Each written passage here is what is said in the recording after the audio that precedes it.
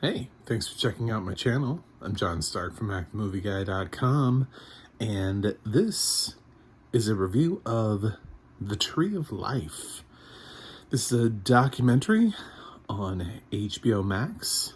It's about the Pittsburgh synagogue shooting from a few years back. Yeah, so I feel like that's everything you need to know about it. I'm a blind film critic, but I really wanted to watch this and hear their stories. So luckily this also has audio descriptions, so I'm able to track who is talking where. It's provided by Roy Samuelson. I recognize his voice immediately. I usually take notes at the end of films so I can get the audio description company and who wrote or narrated, and of course there was his name, and I was like, yep, I knew it. I called it. I guessed it right. Yeah, so I don't know what else to really say about this film. It's an interesting film because it takes a look at the shooting itself, the aftermath, the reasons why, how all of the survivors have moved forward since, and the continued problem with hate crimes in America, specifically anti-Semitism. It's heavily focused on the sort of this entire thing. I thought it was really effective in the way that it chose to tell its story. I was impressed with how many of the actual survivors were willing to participate in telling their stories to a camera of the worst day of their life, being in a situation, and they just tell it so matter-of-factly. If you think that this is going to be one of those films where a lot of people are just breaking down crying, it's not. They just kind of tell it as it is, as it happened. They talk about watching people get shot and killed, almost like I'm talking to you right now. Just very sort of, this is what it was, this is what happened. They refer to the shooter as the shooter. His name does come up in so much that they do reference his case, which is still in court processing, which I didn't even realize. Like, we haven't gotten to this dude's case yet? What? Anyway, yeah, he still has a case processing that will be heard next year. Bizarre. Anyway, so it tells all of their sort of stories and experiences, hiding in closets, being in different parts of the synagogue, at different, all sort of spread out. Because much like how a church would operate, there are ladies trying to get the food ready for afterwards, or people watching the kids, or, there's usually a lot of things that are happening. I know people think, oh, it's church, so everybody's in one room. I mean, maybe, like, your church is really small, but most churches have things happening in multiple rooms. And there really actually are people who are not in the actual, proceedings. I don't know what else. Sermon. I want to try to keep that sort of like non-specific, because I think it applies to everybody. Eventually there's somebody who's watching babies, because nobody wants crying babies in services. So somebody has been tasked with the job of doing that. There are other people throughout the facility, and that's kind of what happened here. So they talk about hearing the gunshots and not even thinking it was a gunshot and thinking it was just somebody dropped something, and it not really hitting them. They did get a really quick response. They've helped other people with their sort of active shooter trainings since. One guy almost died, and he talks about his experience and how that went through, and how he had sort of made peace with it. And then all of a sudden, you know, I don't want to just totally ruin everything and just tell you the entire documentary, but anyway, it goes through all of that. It goes through the root of the cause, the anti-Semitic racist behavior. I hate that we use the term white nationalism. Like, we've decided to stop using white supremacy. Look, I understand, like, we stop using a lot of words because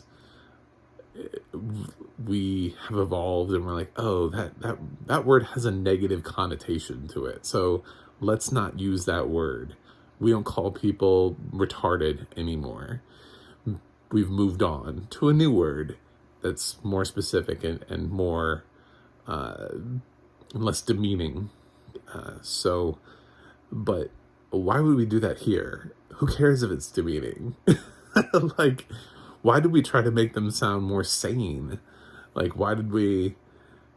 it doesn't make any sense. I mean, they're trying to push the term white nationalist. Just keep calling them white supremacists. Call it what it is. They're racist. It's exactly what it is. So I think that's part of the problem, is that we've tried to normalize it. Like, oh, what's up? White nationalism. What is that? Oh, I want to learn more about that. That sounds totally different than this other thing.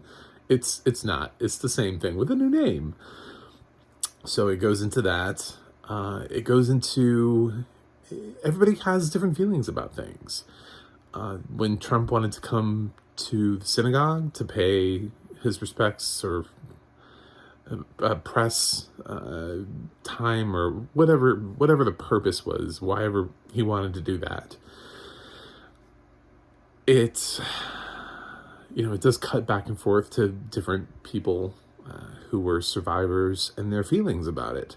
And one guy is outraged because he